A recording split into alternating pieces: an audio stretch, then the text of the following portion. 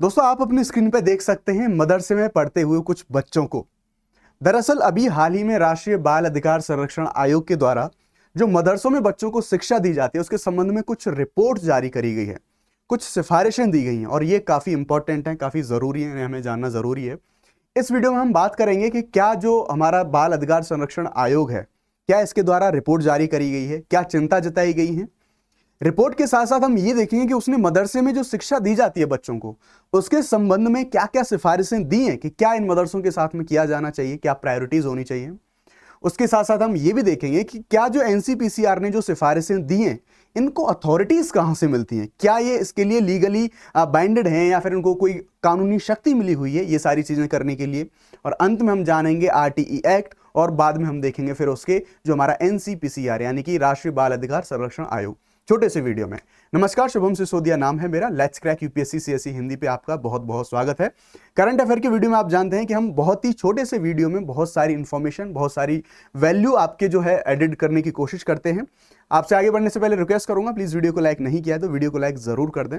चलिए बात करते हैं हम आगे। अभी हाल फिलहाल में काफी दिनों से ये खबरों में ये बना हुआ है, ये सारी चीजें अभी देखने को मिल रही हैं हमें कि जो हमारा राष्ट्रीय बाल अधिकार संरक्षण आयोग है उसने मदरसों में जो शिक्षा दी जाती है बच्चों को उसके रिगार्डिंग अपनी रिपोर्ट जारी करी है। और इस रिपोर्ट में ऐसी बहुत सारी चिंताओं को व्यक्त किया गया है कि जो बच्चे हैं उन बच्चों को जो एजुकेशन दी जाती है, उन बच्चों को जो मूलभूत या फिर जो औपचारिक शिक्षा दी जानी चाहिए राइट टू एजुकेशन एक्ट के तहत, वो शिक्षा उनको नहीं दी जाती। ऐसी बहुत सारी चिंताएं जताई हैं। और इतना ही नहीं दोस्तों, इन सारी चीजों को देखते हुए जो मदरसों में जो बच्चों को शिक्षा दी जाती है, जो शिक्षा का जो औपचारिक शिक्षा का जो अभाव है, उन सारी चीजों को देखते हुए एनसीपीसीआर के द्वारा कुछ सिफारिशें भी दी गई हैं, गवर्नमेंट को कुछ चीजें बोली गई हैं कि अगर जो मदरसे औपचारिक शिक्षा जो कि राइट टू एजुकेशन एक्ट होता है उसके तहत शिक्षा नहीं देते, औपचारिक शिक्षा नहीं देते, तो इनको जो सरकार के द्वारा सहायता दी जाती है उस सहायता को बंद किया जाना चाहिए। और जब इसके द्वारा एनसीपीसीआर के द्वारा ऐसी कुछ जो सिफारिशें हैं वो दी गई हैं तो उसके बाद काफी सारे, और स्पेशली हम देखेंगे अभी आज की न्यूज है कि केरल के अंदर बहुत सारी जो प्रोटेस्ट हैं वो हमें देखने को मिलते हैं। या फिर हम बात करेंगे धार्मिक समुदाय के बारे में बात करें, या फिर हम देखेंगे कि जो कुछ राजनीतिक जो पार्टियां हैं उनके द्वारा, राजनेताओं के द्वारा कुछ आलोचना इसके बारे में करी जा रही है। क्या पूरा माजरा है, सारी चीजों को जानने की कोशिश करेंगे। तो आगे बढ़ते हैं। आगे बढ़ने से पहले मैं आपको एक डिस्क्लेमर देना चाहूंगा कि जो भी डेटा मैं आपको यहां पे बताना जा रहा हूं या फिर जो भी रिपोर्ट मैं आपको बताने जा रहा हूं, ये एनसीपीसीआर की रिपोर्ट है। इसमें मेरा कोई योगदान नहीं है, ना ही हमारे जो संस्थान के द्वारा किसी भी तरह की कोई ये रिपोर्ट बनाई गई है। ये एनसीपीसीआर की रिपोर्ट है। जो डेटा हम आपको लाके दे रहे हैं ये पूरी प्रॉपर ऑफिशियल एनसीपीसीआर की रिपोर्ट के माध्यम से इसको यहां पे पेश करा जा रहा है। चलिए आगे बढ़ते हैं। मामला क्या है, मामले को जानेंगे।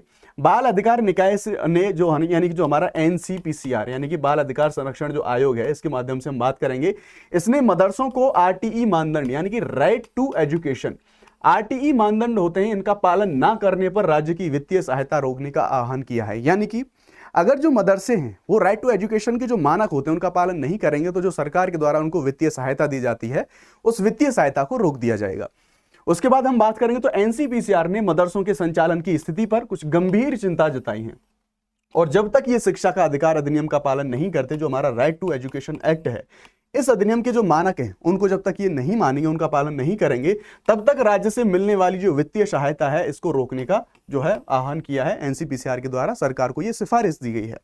उसके साथ साथ जो रिपोर्ट है, जिस रिपोर्ट में इन सारी जो चिंता है इनको जारी किया गया है, जो सिफारिश जारी करी गई, उस रिपोर्ट का शीर्षक थोड़ा सा इंपॉर्टेंट है। उस रिपोर्ट का जो टाइटल है वो है आस्था के रक्षक या अधिकारों के दमनकारी। ये बेसिकली बात करी जा रही है किनके संबंध में, ये जो मदरसे होते हैं उन मदरसों के संबंध में बात करी जा रही है कि जो मदरसे हैं ये आस्था के रक्षक हैं या फिर अधिकारों के दमनकारी हैं। जो बच्चों का शिक्षा का अधिकार है उस शिक्षा के अधिकार का दमन हो रहा है। ठीक है, तो ये जो राष्ट्रीय बाल अधिकार संरक्षण आयोग है इसकी जो रिपोर्ट थी उसका शीर्षक हमें ये देखने को मिलता है। और इस रिपोर्ट में क्या कहा गया उन सारी चीजों को हम देख लेते हैं। तो राइट टू एजुकेशन 2019 जो हम इसके बारे में बात करेंगे, इससे दायरे से बाहर संचालित हो रहे हैं ये जितने मदरसे हैं, और ये धार्मिक संस्थाओं का नकारात्मक प्रभाव जो है वो बच्चों पर पड़ रहा है। यानी कि जो मदरसों के बारे में चीज बोली जा रही है कि मदरसे धार्मिक शिक्षा देते हैं, ना कि वो मानक और औपचारिक शिक्षा जो कि बच्चों को राइट टू एजुकेशन एक्ट के तहत दी जानी चाहिए। ये सारी चीज यहां पर इसकी रिपोर्ट जो है इस रिपोर्ट में बोली गई है। और इस रिपोर्ट में क्या क्या बोला गया उसके बारे में जान लेते हैं।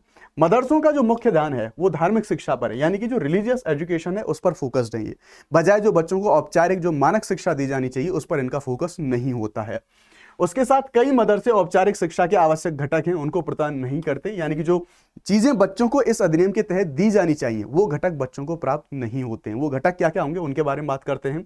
तो जो राइट टू एजुकेशन एक्ट है उसके अंतर्गत जो बच्चों को दिए जाने वाले घटक उनमें है पर्याप्त बुनियादी ढांचा, यानी कि जो स्कूलों में प्रॉपर जो उनको ढांचा देखने को मिलता है। प्रशिक्षित शिक्षक यानी कि ट्रेंड हमारे जो एजुकेशन जो टीचर्स वगैरह हैं उनके बारे में बात करी जाती है।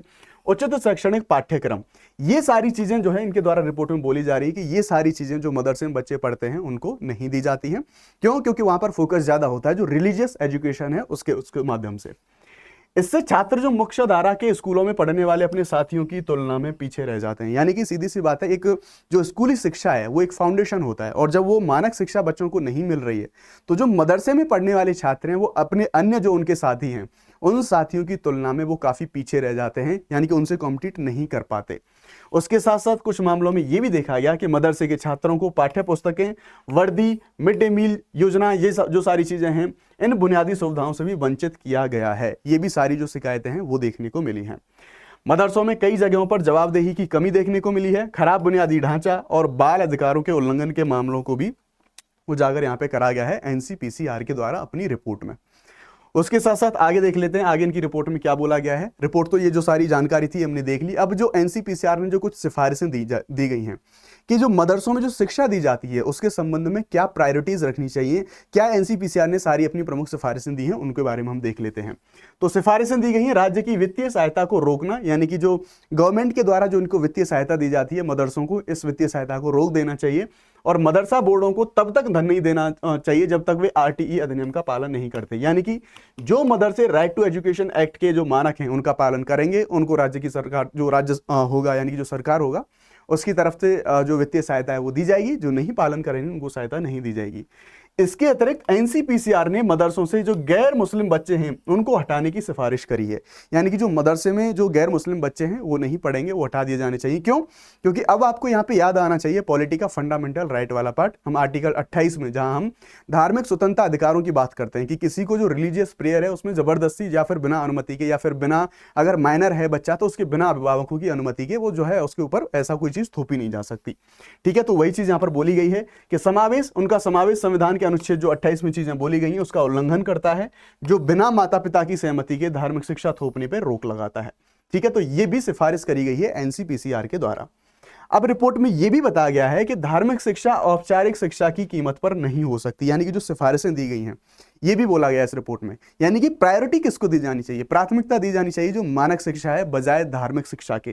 ठीक है, और यह बताते हुए कि राज्य को हर बच्चे के लिए मुफ्त और अनिवार्य शिक्षा के जो मौलिक अधिकार है उसको प्राथमिकता देनी चाहिए। यानी कि जब राज्य के द्वारा सभी बच्चों को मौलिक और जो अनिवार्य शिक्षा, निःशुल्क शिक्षा होती है, उस शिक्षा की व्यवस्था करी जाती है, तो डेफिनेटली मदरसे में जो बच्चे पढ़ने वाले हैं उनको भी प्राथमिक रूप से जो मानक शिक्षा है, औपचारिक शिक्षा है, वो शिक्षा दी जानी चाहिए, ना कि जो रिलीजियस शिक्षा है उस पर ध्यान। हाँ, हालांकि ये चीज यहां पर एनसीपीसीआर की सिफारिश में बोली गई कि आप दोनों चीजों को दे सकते हैं, दोनों का कॉम्बिनेशन आप बना सकते हैं कि धार्मिक शिक्षा के साथ साथ मानक शिक्षा, लेकिन प्रायोरिटी दी जाएगी मानक शिक्षा को, और उसमें भी एक ही संस्थान में दोनों जो शिक्षा है नहीं दी जा सकती, धार्मिक और मानक शिक्षा। ये चीज पूरी रिपोर्ट में, पूरी सिफारिश में एनसीपीसीआर के द्वारा चीजें बोली गई हैं। अब हम बात करते हैं कि क्या एनसीपीसीआर जो बाल अधिकार संरक्षण आयोग है इसको अथॉरिटी कहां से मिलती है ऐसी रिपोर्ट या फिर ऐसी जांच करने की या फिर ऐसी सिफारिशें देने की। तो देखो, इसके बारे में अगर हम बात करेंगे तो जो हमारा राइट टू एजुकेशन एक्ट है 2009, इस 2009 के अधिनियम की धारा 31 और धारा 32, ये दोनों धाराओं के तहत जो एनसीपीसीआर है और जो एससीपीसीआर से इनको बच्चों की मुफ्त और अनिवार्य शिक्षा के अधिकार को सुनिश्चित करने सहित जो राइट टू एजुकेशन अधिनियम 2009 है इसके कार्यान्वयन की देखरेख का कार्य सौंपा गया है। और इसी अथॉरिटी से, इसी शक्ति का पालन करते हुए इन्होंने जो बच्चों की, क्यों? क्योंकि जो हमारे मदरसाज हैं उन मदरसाओं में भी तो बच्चों की शिक्षा का काम किया जाता है, तो वहां पे बच्चों की शिक्षा की निगरानी करने के लिए, उन सारी चीजों को रेगुलेट करने के लिए जो एनसीपीसीआर है उसके द्वारा ये रिपोर्ट लाई गई उसके, और इसी शक्ति का, इसी जो अथॉरिटी का यूज करते हुए ये जो सारी सिफारिशें हैं, ये सारी सिफारिशें एनसीपीसीआर के द्वारा दी गई हैं। अब हम बात कर लेते हैं, अगर हम एनसीपीसीआर की बात कर लेते हैं, थोड़ा सा हमने देख लिया इसको जो ताकत है वो कौन से एक्ट की, यानी कि जो हमारा आरटीई एक्ट है, राइट टू एजुकेशन एक्ट है, उसकी कौन कौन सी धाराएं दे रही हैं। अब हमारे लिए थोड़ा जानना जरूरी हो जाता है कि राइट टू एजुकेशन की साथ साथ में एनसीपीसीआर क्या है, इसके बारे में हम थोड़ा सा जानकारी हासिल कर लेते हैं। तो दरअसल एनसीपीसीआर हमारा एक तरीके का वैधानिक निकाय है। वैधानिक का मतलब ये है इसकी जो स्थापना है एक अधिनियम के द्वारा हुई है। तो कौन सा अधिनियम है?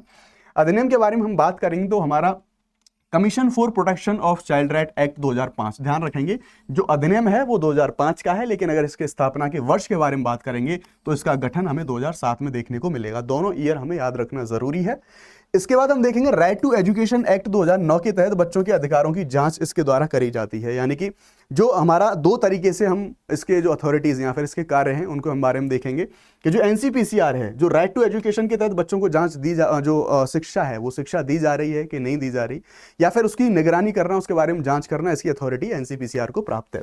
उसके साथ साथ जो पॉक्सो एक्ट है, यानी कि बच्चों के जो बच्चे होते हैं, बच्चों के साथ जो यौन उत्पीड़न होता है उससे बचाने के लिए जो पॉक्सो एक्ट 2012 है उसके कार्यान्वयन की निगरानी भी एनसीपीसीआर के द्वारा करी जाती है। और ध्यान रखेंगे जो एनसीपीसीआर है महिला एवं बाल विकास मंत्रालय इसके तहत में काम करता है, इसके अंडर में इसकी सारी चीजें आती हैं। तो यहां तक हमने देखा कि किस तरह से क्या सिफारिशें दी गई हैं, क्या है एनसीपीसीआर, कैसे एनसीपीसीआर को इस बारे में ताकतें मिलती हैं और क्या जरूरी है, क्या इसने रिपोर्ट में बताया है और क्या इसके द्वारा सिफारिशें दी गई हैं, सारी चीजों को हमने देख लिया है। अब आपके लिए एक इंपॉर्टेंट इन्फॉर्मेशन है, अगर आप यूपीएससी सीएससी 2025 और 26 में अपीयर हो रहे हैं तो आपके लिए यहाँ पर एक जो प्लस सब्सक्रिप्शन है ये एक लिमिटेड ऑफर लेके आया गया है। अगर आप एक कोड का यूज करते हैं, अगर आप इसमें इंटरेस्टेड हो तो आप इसको देख सकते हैं। अगर आप इसमें कोड शुभ50 अप्लाई करते हैं तो ये पूरा प्लस सब्सक्रिप्शन है आपको जस्ट 24,999 में मिल जाता है। ये लिमिटेड ऑफर है, इसमें आपको अनअकैडमी के जो बेस्ट एजुकेटर्स हैं ये शामिल आपको देखने को मिल जाएंगे। अगर आप सीएससी एग्जाम 2023 के बारे में बात करें तो जो अनअकैडमी है इसका जो प्लस कोर्स है 70+ सिलेक्शंस आपको यहां पर देखने को मिले हैं इसके माध्यम से। इसमें आपको जीएस सीसेट टेस्ट सीरीज सारी चीजें एक ही जगह पर जो वन स्टॉप सॉल्यूशन के तौर पे देखने को मिलती हैं। और अनअकैडमी की जो सबसे अच्छी बात यह है कि एक ही प्लस सब्सक्रिप्शन के माध्यम से आपको सारे कोर्सेज अनलिमिटेड एक्सेस आपको मिल सकती है। तो अगर आप इंटरेस्टेड हो तो दिए गए नंबर पर कॉल करके आप जो है पता कर सकते हैं, सारी जो इंक्वायरी है वो कर सकते हैं, बातचीत कर सकते हैं। तो आई होप इस छोटे से वीडियो में आपको जो जानकारी दी गई है वो आपको पसंद आई है। अगर वीडियो आपको अच्छा लगा है तो प्लीज वीडियो को लाइक करें और चैनल को सब्सक्राइब करें। थैंक यू वेरी मच, जय हिंद, bye bye, let's crack it.